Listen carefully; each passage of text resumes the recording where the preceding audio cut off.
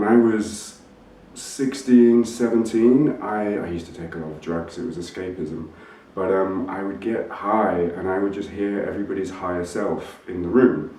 And it was like everyone was having these telepathic conversations, but nobody was being honest about it. And I started to think that everyone was telepathic and no one would admit it. And later, as I understood, telepathy it's about a vibrational frequency.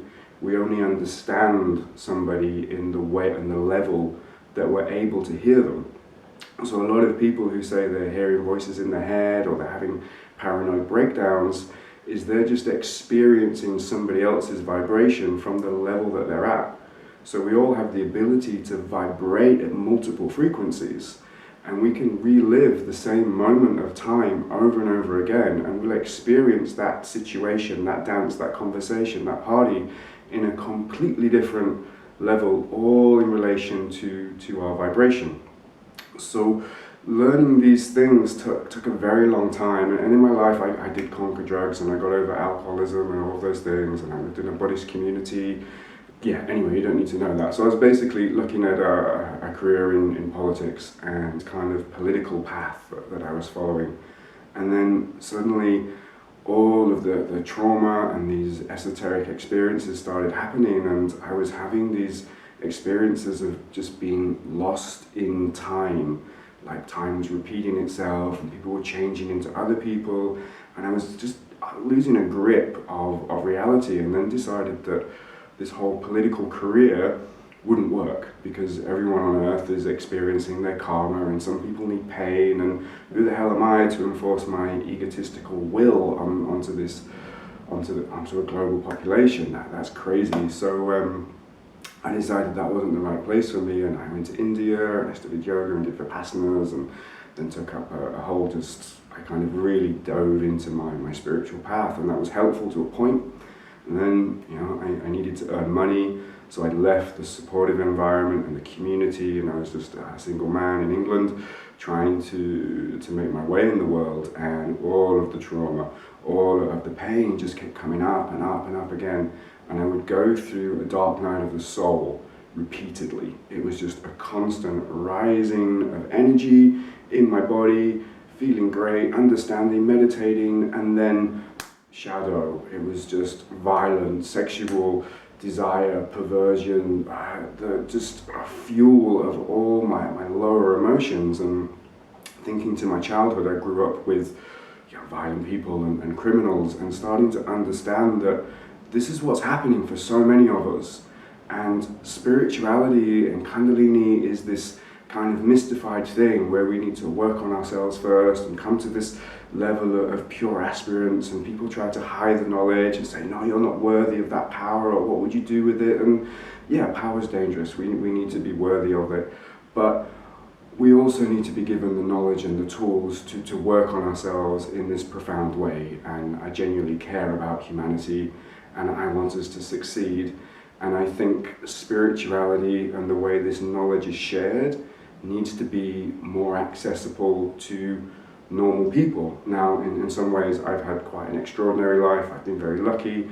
In other ways, I've lived with heroin addicts. I've been a delivery driver, driving a van. I've worked as a plumber.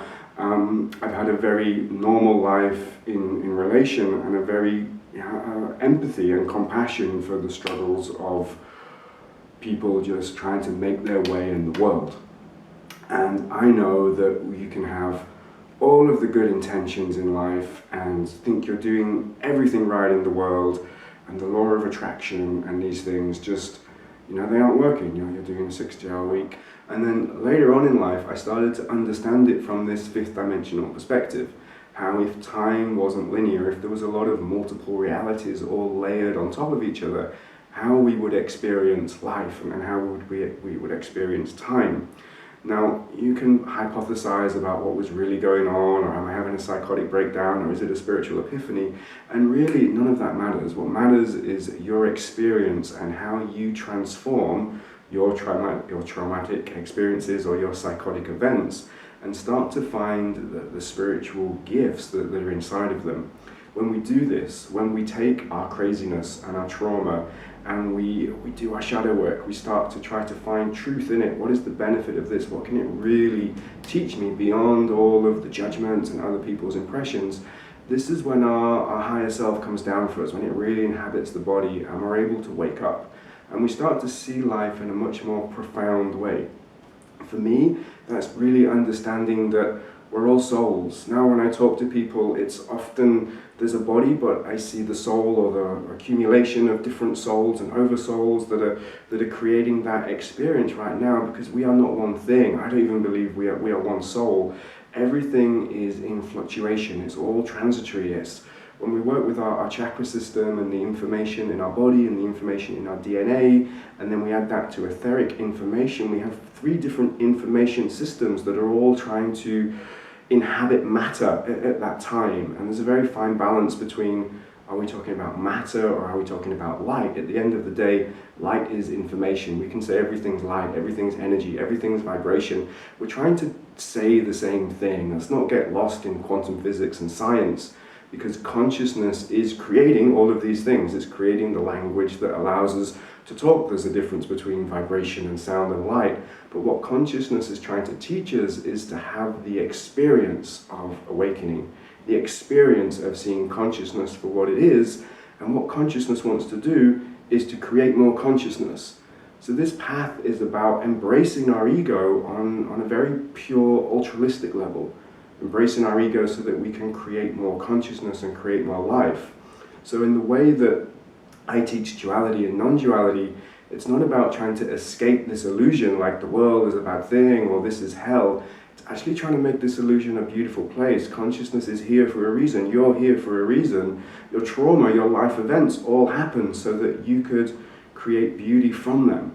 And what Kundalini Bodywork is trying to do is help us find our own unique understanding, our own path to fulfillment, to spirituality, to love, to bliss. So the practices and the tools that I share they're for anybody. It's not saying that this tool will give you enlightenment. It's saying use these tools to discover yourself.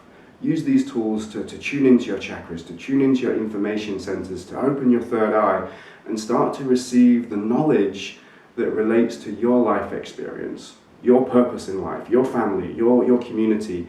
And how do you start to take that experience of consciousness alive in your body and transform not just yourself, but your outer environment? It's our outer expression of the world is just as important as the inner, because the two are in constant relation. And if we're not using our Kundalini, our spiritual experience, our power to really listen to consciousness in our soul and say, what does it want me to do now? How does it want me to shape this illusion? How do I make it a more beautiful, loving place? A place where I want to be reincarnated to. Somewhere where I could live this time over and over again. If you want a little side rant about my crazy way of understanding the world,